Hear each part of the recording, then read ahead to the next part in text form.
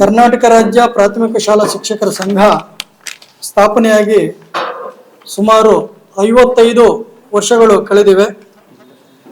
ಇದು ಇವತ್ತು ನಮ್ಮ ಕರ್ನಾಟಕ ರಾಜ್ಯದಲ್ಲಿ ಬೃಹತ್ ಹೆಮ್ಮರವಾಗಿ ನಮ್ಮ ಪ್ರಾಥಮಿಕ ಶಾಲಾ ಶಿಕ್ಷಕರ ಸಮಸ್ಯೆಗಳನ್ನು ಬಗೆಹರಿಸತಕ್ಕಂಥ ಒಂದು ದೊಡ್ಡ ಸಂಸ್ಥೆಯಾಗಿ ರೂಪುಗೊಂಡಿದೆ.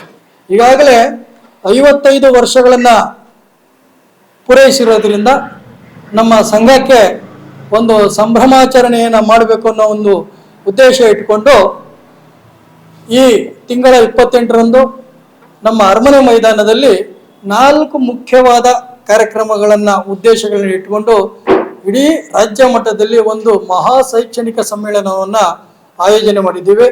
ಅದರಲ್ಲಿ ಶೈಕ್ಷಣಿಕ ಮಹಾ ಸಮ್ಮೇಳನ ಇರುತ್ತೆ, ಧನ್ಯತಾ ಸಮಾರಂಭ ಇರುತ್ತೆ, ಸುವರ್ಣ ಮಹೋತ್ಸವ 55 ವರ್ಷಗಳನ್ನು ಪೂರೈಸಿರೋದಕ್ಕೆ ಸುವರ್ಣ ಮಹೋತ್ಸವ ಸಮಾರಂಭ ಇರುತ್ತದೆ.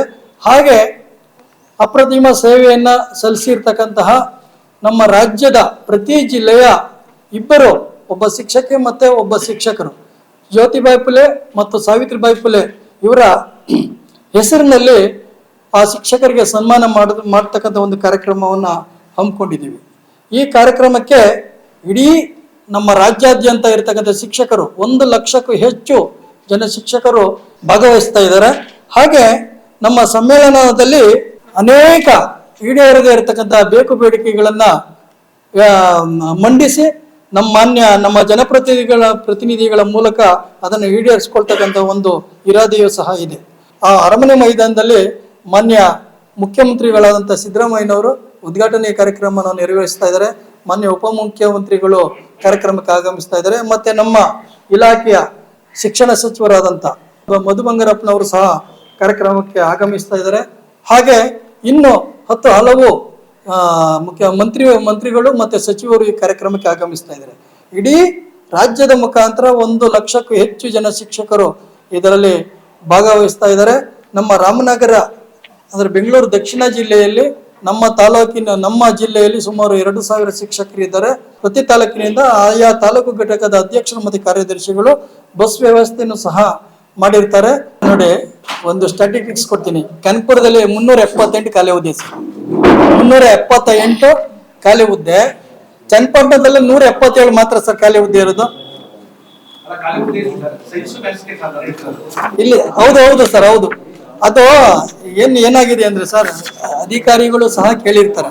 ಅಧಿಕಾರಿಗಳು ಏನು ಹೇಳ್ತಾರೆ ಅಂದ್ರೆ, ಯಾವ ತಾಲೂಕಿನಲ್ಲಿ ಶಿಕ್ಷಕರ ಸಂಖ್ಯೆ ಜಾಸ್ತಿ ಖಾಲಿ ಇದೆ ಅದಕ್ಕೆ ಒಂದ್ ಸ್ವಲ್ಪ ಕೊಡೋದಕ್ಕೆ ಇವ್ರನ್ನು ಫೋರ್ಸ್ ಮಾಡಿರ್ತಾರೆ. ಹಾಗಾಗಿ ಒಂದ್ ಸ್ವಲ್ಪ ಕನಕಪುರಕ್ಕೆ ಜಾಸ್ತಿ ರಿಕ್ರೂಟ್ಮೆಂಟ್ ಕೊಟ್ಟಿರ್ಬೇಕು ಅಷ್ಟೇ. ನಮ್ಮ ಜಿಲ್ಲೆಯಲ್ಲಿ ಸುಮಾರು 3178 ಶಿಕ್ಷಕರ ಹುದ್ದೆಗಳಿವೆ.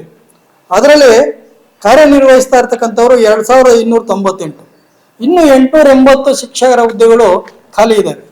ಹಾಗಾಗಿ ಅದರಲ್ಲೂ ನಮ್ಮ 4 ತಾಲೂಕುಗಳನ್ನ ಹೋಲಿಸ್ಕೊಂಡ್ರೆ ಕನಕಪುರದಲ್ಲಿ 60% ಶಿಕ್ಷಕರ ಹುದ್ದೆಗಳು ಖಾಲಿ ಇದ್ದಾವೆ.